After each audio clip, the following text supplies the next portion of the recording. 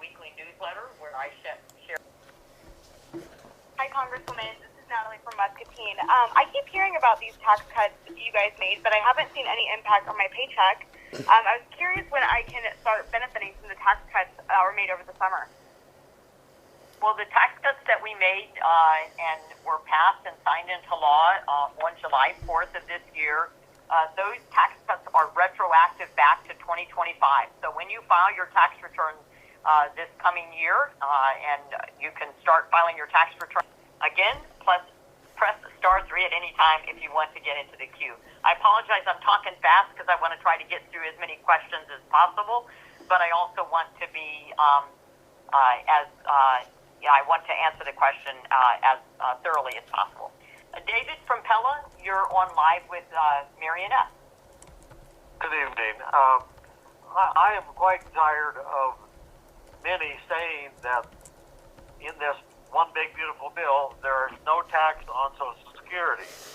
Now, my wife and I are in the 12% tax bracket, and so we will save $1,440 on Social Security income tax, if you want to call it that way. But we will still pay tax on Social Security beyond that. So David, go ahead, please. Go ahead. Yes, go ahead. Well, why is everyone saying that there's no tax on Social Security? So there is savings for individuals of $6,000 and savings for a couple of up to $12,000. There are some income limits on that as well, so your point is well taken. But you did admit that through this bill, you are saving money and getting and paying less tax on your Social Security. So I will be paying tax on my Social Security as well. And let me make a note that I see often people say that Congress people get free health care. Congress people go to the exchanges for their health care, and they pay for their health care just like anyone else. My health care premiums went up, and I'm paying over $11,000 a year for my health care. So I just wanted to dispel that myth since we were talking about Social Security. But I'm glad that you're getting some savings from this bill that you would not have had we not passed the Working Families Tax Cuts. So, David, thank you so much for your question. Diana in Oskaloosa, you're live with the Congresswoman.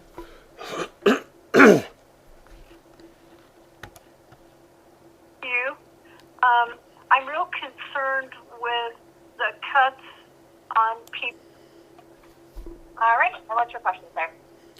Yes, although someone asked me before. Yes, today President Trump signed an executive order about allowing alternative medicine. And we're so proud of Mariannette Miller-Meeks covering the campus of Fairfield, Iowa, and Maharishi University, which is the research center on TM and Ayurvedic medicine. So perhaps it could be listed in the congressional record. Actually, Ivanka Trump is very vocal about her practice of TM, as is Dr. Oz. And Donald Trump and Eric also practice TM, relaxation technique for 20 minutes twice a day. And since it's mainstream now, perhaps there could be some bill or entry into the congressional record. Okay. And then what was the place in Iowa you said, the research place? Oh, it's Maharishi University in Fairfield, Iowa. How do I spell that? Maharishi. Maha is like Make America Health Again. Okay. Rishi, Rishi. Okay. University? Yes. Okay. In Fairfield, Iowa since 1972. Okay. And she's visited.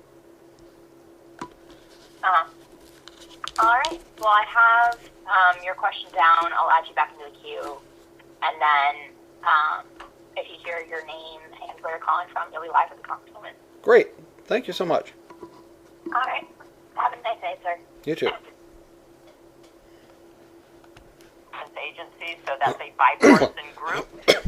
So we are working. I just got approached today by Congressman Byer of Virginia to be on a bill with him on suicide prevention and education because I do a lot of work, especially in the veteran space on suicide prevention, treatment, access therapies. And so I think that that is a great question. My favorite member of Congress on the other side of the aisle would probably be Representative Jared Golden from Maine. He's a young man, also former military. They had a daughter, Rose, in my first year in Congress, who is just a real sweetie. But there are very good members on both sides of the aisle. And you would, when you ask me what do I do, I would say this. I think that the golden rule that we learn in kindergarten, or some of us learn in kindergarten, is very apt, and that is treat people how you want to be treated. I don't come at people trying to guess what their motivation is or what their background is or if they have an agenda. I try to take people at face value and treat them how I want to be treated. So thank you so much for that question. Thank you for your service as mayor of Riverdale. Being a mayor is probably a harder job than it is to be a congressperson because you're there every day, and anytime you go to the grocery store, the gas station, Casey's, someone's asking you a question about roads or services or snow or something else. So you're getting it constantly. So thank you for your service as a mayor.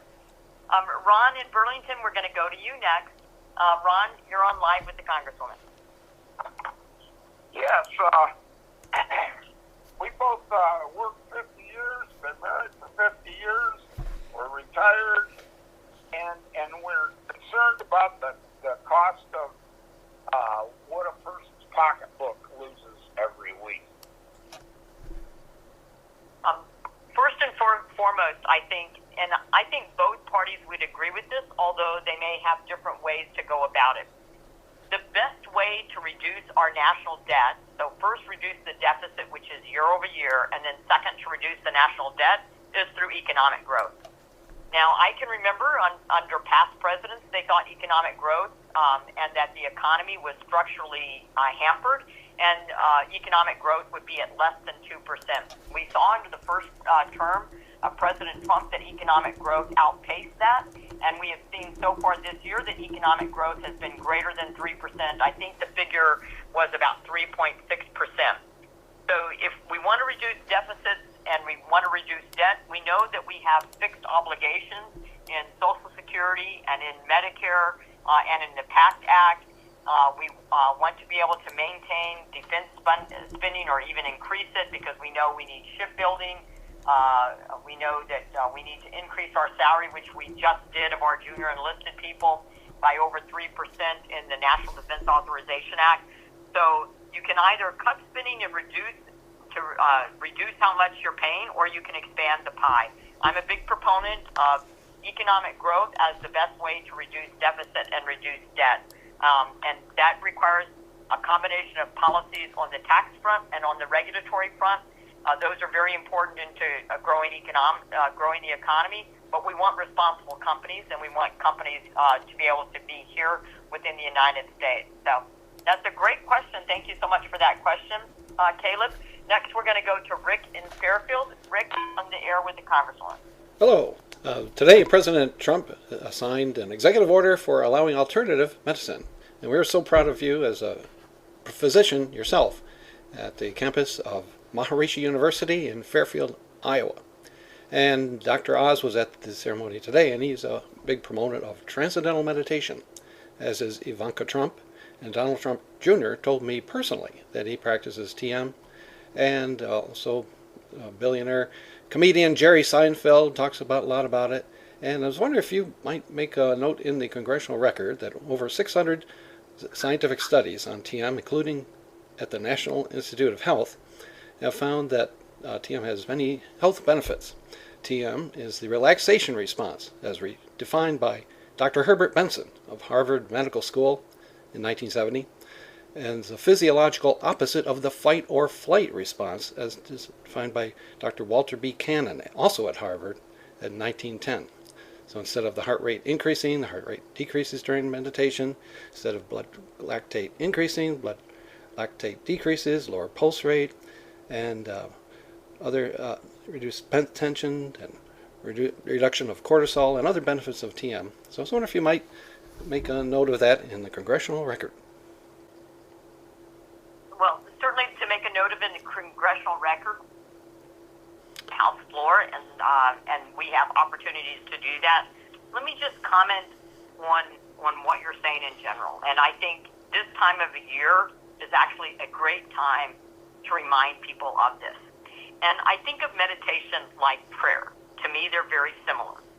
And so taking some time, whether it's minutes or longer throughout the day, to calm down, to think through things, to relax, and if you pray, pray. I think that is very powerful. I believe in both Eastern and Western medicine, so although I'm a traditional doctor, I did practice in Fairfield. I've worked with a lot of people from Maharishi University, and I found that you can have this combination and respect for both Western medicine or traditional medicine as well as alternatives to medicine. One of the things that we have worked with our veterans on is alternatives, emerging breakthrough therapies, so we're working with that. But we also have a bill on alternatives to pain, looking at ways to treat pain other than medication and especially other than opioids.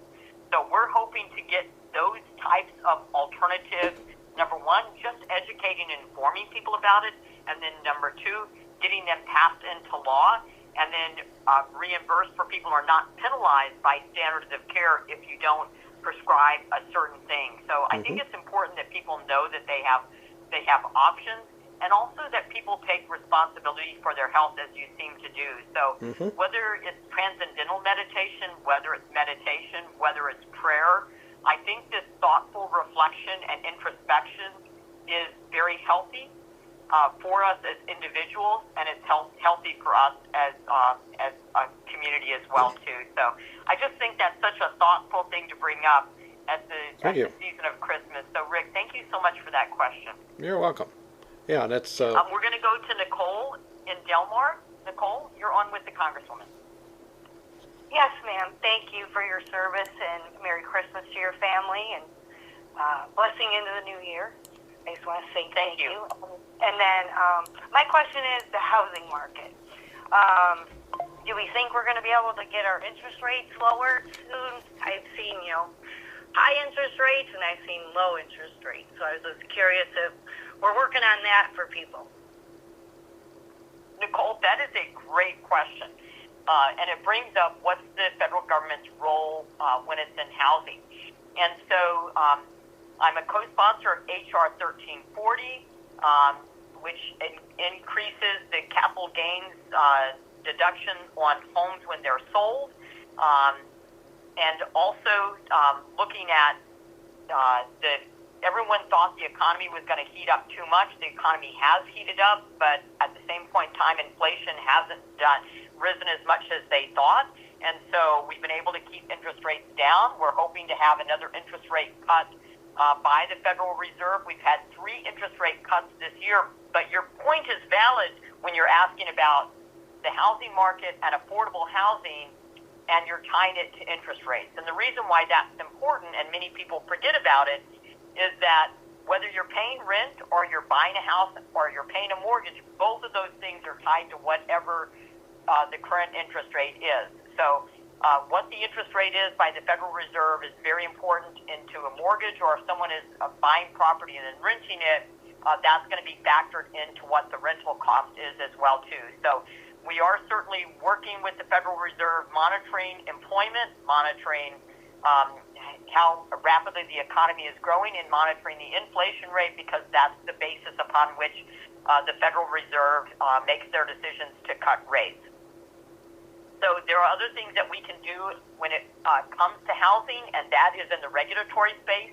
About 25% of the cost of a new house is related to federal regulations. WOTUS was one of those, or Waters of the U.S. was one of those federal regulations that added significant cost to building a house.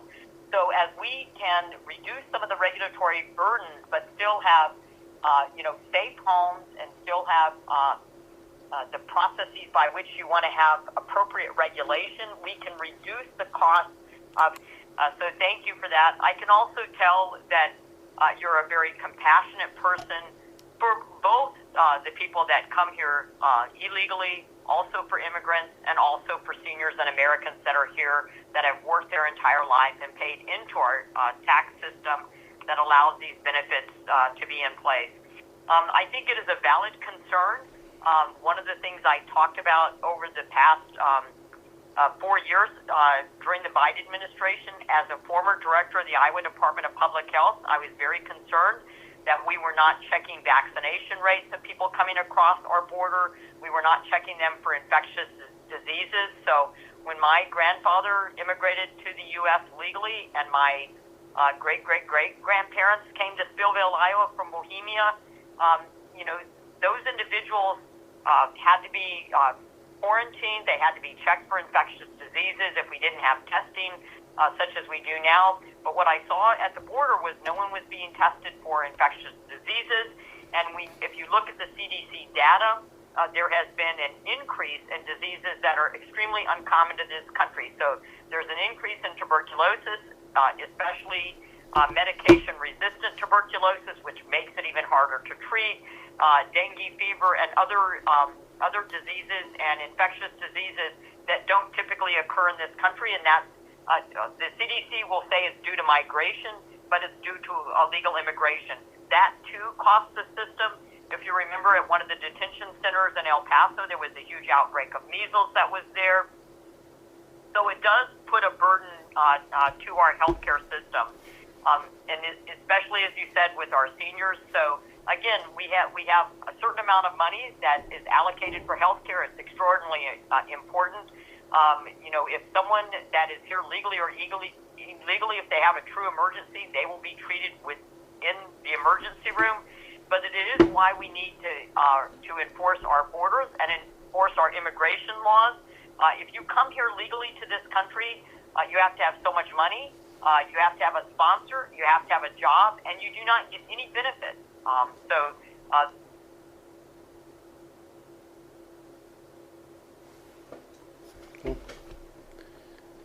Hello. That I really don't have a lot of veterans' rights. I'm not typically considered a veteran, although I was able to use my veteran status to purchase my first home, which was awesome. But other than that, I can't just march into a VA hospital or afford to get paid. So is there some way that we can change soon? For in my case, the status of veterans for National Guard and Reserves, as we all know, the National Guard and Reserve travel the world for every conflict. I was just fortunate enough not to ever have to leave the country under adverse conditions like we've seen here lately. So is there any way you can help? Well, thank you so much for that question. And first, let me just say thank you for your service. I, too, swore that same oath when I was 18 and I enlisted, and then when I became an officer, and then again as a state senator and as a member of Congress. So thank you so much for your service. Thank you for your willingness to serve. I think there's two issues. And first, when you said veterans' rights, there is a bill on veterans' rights. And so I'm a co-sponsor of that. So I thought that's what you were referring to, but it sounds like you're referring more to what benefits veterans get. And as you know, especially when it comes to health care benefits, those are related to your, number one, your time in service, whether you retired from either active duty, the Guard, or the Reserve. It also is whether or not you have a service-connected disability. So there are certain parameters. And then, up until President George Bush, the National Guard did not get deployed overseas, but that was one of the Cold War dividends that President Clinton put in place as far as the strength of our entire military. Instead of having a large cadre of active duty personnel, that was decreased to half active duty, half National Guard and Reserve. And so our service is made up of I don't like to call them weekend warriors, but people in the National Guard and Reserve, our entire military strength, and then people that are active duty. There is some legislation that's looked at, and we're going through it on expanding what the benefits are for those that are in the National Guard and Reserve. So there is ongoing conversations about that. Some of it has been expanded, but then some of it is also limited to if you were in a conflict and where you were located, especially like the PACT Act.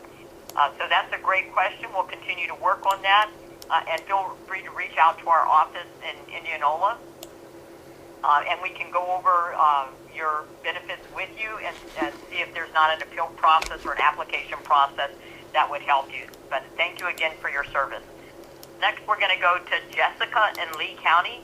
Jessica, you're on live with the Congresswoman. Hi, thank you so much for taking my call. Yes, I'm a constituent from Lee County, and I'm calling because I've had to travel really far for kind of any sort of medical care, and I was wondering if you have any idea when Keosauqua Hospital will open. When the Keokuk Hospital? The Keosauqua Hospital, yes. Okay, I'm sorry. I thought you said Keosauqua, so Jessica, thank you so much for that question. We know when people live in a rural area, it can be difficult to access care. It's hard. I can tell you as a physician who recruited physicians to Burlington and to Ottumwa, and was, as president of the Iowa Medical Society, was trying to get physicians and providers to rural areas, that it is extraordinarily difficult to get providers to rural areas. We have critical access hospitals which get cost plus. Keokuk was not one of those hospitals that applied for critical access status when it was with the states. And then when it shifted to the federal government, which was about, I think, 30 years ago, I don't know the exact date, I apologize for that, but they did not apply. So as surrounding communities in Illinois and Missouri grow, the Keokuk Hospital has considerable challenges. So we have, both Senator Grassley and I have worked with them to designate that as a rural emergency hospital. I have a community project funding which has almost $1 million that goes to Keokuk to help them to reopen that facility. We also had a community project funding which established the ambulance base in the Fort Madison area, which is very important. Again, trying to get more access to health care in the Lee County area. So not only the ambulance base, but also the public health department. And it saved the Lee County money because the public health department was paying rent on all these buildings, and the buildings it left something to be desired. But now they have a facility there with their new public health building, the Miller Center, and that just had its ribbon cutting, I think, last month. And so it's access to care, access to services, and then also with the ambulance. And then, of course, there's Fort Madison Hospital. So that's a great question. We're going to continue to work hard to make sure that we can get the rural emergency hospital opened up in Keokuk in the very near future. And then hopefully we'll be able to expand services after that. So thank you for that question. Next, we're going to go to Kevin in Oskaloosa. Kevin, you're on the air with Mariannette. Thank you for serving the American people. Greatly appreciate it. Something that would really help critical access hospitals in Iowa is allowing us to be able to benefit from 340B drug pricing, specifically orphan drugs, and it'll help a lot of critical access hospitals in Iowa. So thank you for your help with that. Appreciate your service. Well, Kevin, thank you so much for that. Our critical access hospitals, we know that there's a lot of stress on all hospitals throughout the nation, but especially in rural hospitals. We know that the reimbursement for both Medicare and Medicaid is too low, and so that's one of the issues. Critical access hospitals get reimbursed at cost plus, but we still need to have providers in critical access hospitals or rural areas. The orphan drug, I actually belong to the Orphan Drug Rare Disease Caucus. I have bills on orphan drugs and support for orphan drugs. And I think it's important, and also, for that matter, participation in clinical trials, whether it's a cancer clinical trial or other clinical trials where there may be breaking therapy, that you don't have access to because you're in a rural area. So we've got also legislation on that. So I think it is an important area that we have to continue. We do need some transparency in the 340B program, and then there is a bill on transparency on the 340B program. But I think the question is even broader and bigger than that, and that is if there is billions of dollars going to waste and fraud, and I know some people believe there is no waste and fraud in the federal government. I understand that, but I can assure you the GAO report of the waste and fraud in the exchanges, that's money that can go to these areas. And I think it's so important that people realize that tackling those issues frees up money that needs to go to people that it needs to help the most. And so it's incumbent upon every member of Congress, I don't care what their political party is to make sure that monies are not wasted or malinvested so that they can go to people that they're supposed to help. So I think our last question is coming up. I cannot believe almost an hour has passed by. Dawn, you're the last question, but before I go to you, again, remember if you're just joining, we have a poll question for you. Do you have a real or artificial Christmas tree this year, or do you prefer a real or an artificial? Press 1 for real and 2 for artificial. Dawn, you're on the air with Congresswoman Miller-Meeks. Hi, I'm from Donaldson, Iowa.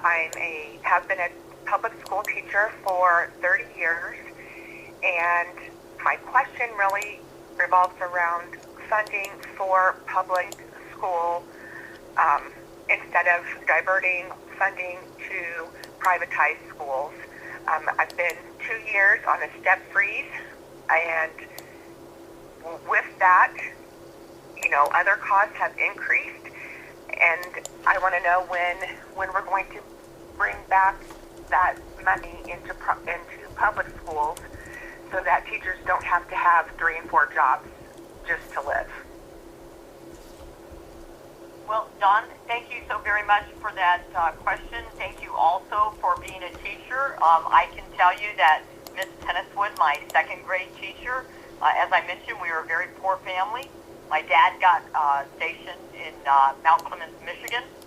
We got 1 pair of gloves. I lost my gloves, and there was no replacement. It gets a little cold in Michigan. And I remember Miss Tenniswood, and we had to go out to recess no matter what the temperature was. I can remember Miss Tenniswood putting my hands in the pockets of her coat so I would stay warm when I was outside. She also, even though I was second grade, put me in charge of a reading group so she could help students with math or science that needed extra help. And I was in charge of a reading group as a very little petite second grader. Mrs. Cup, my 4th grade teacher, was fabulous and helped to continue my love of both science and math. And I think because of those 2 teachers, it's one of the reasons I was able to somehow, coming from a very large family where no one had ever gone to college, have the confidence and the strength to leave home at 16, put myself through community college, a degree in nursing, a master's in education, and ultimately medical school. So thank you for what you do. I went to public school. My husband went to public school. Both of my children are graduates of public school. And so I really appreciate what you do. On the funding and where funding goes on the state level, that is a state decision.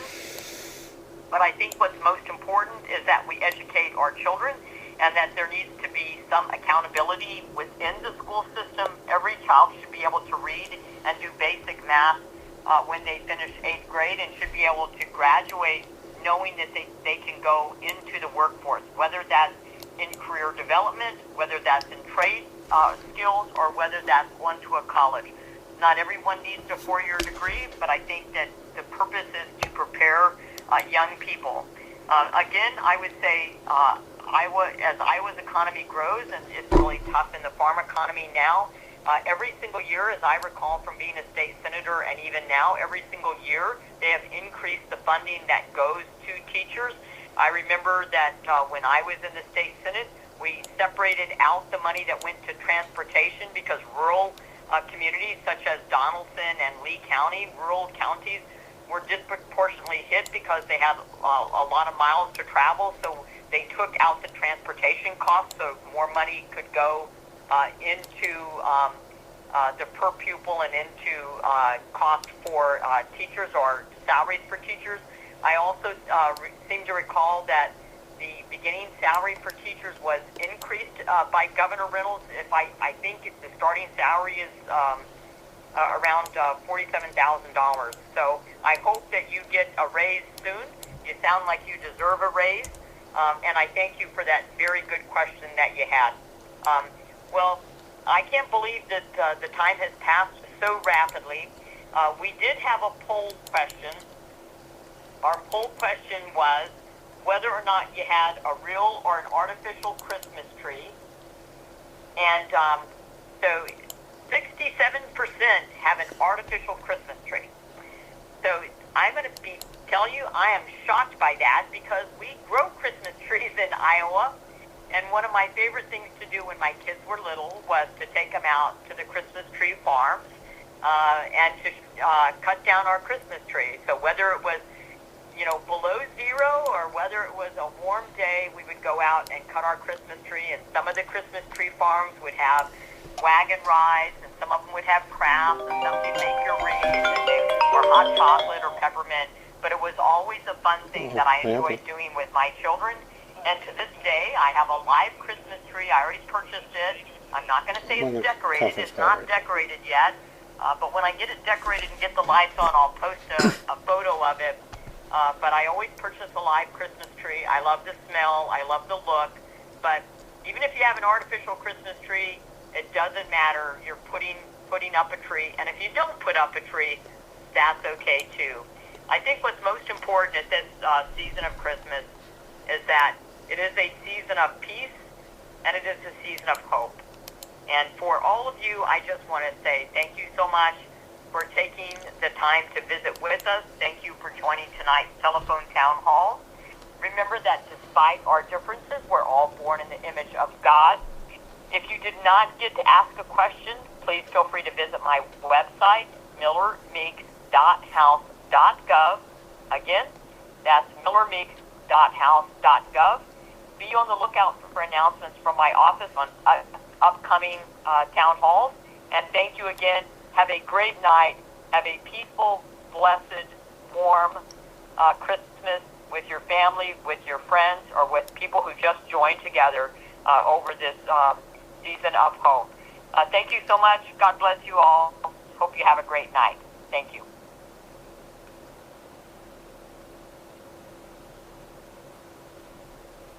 This live event has ended. Thank you for calling. Goodbye.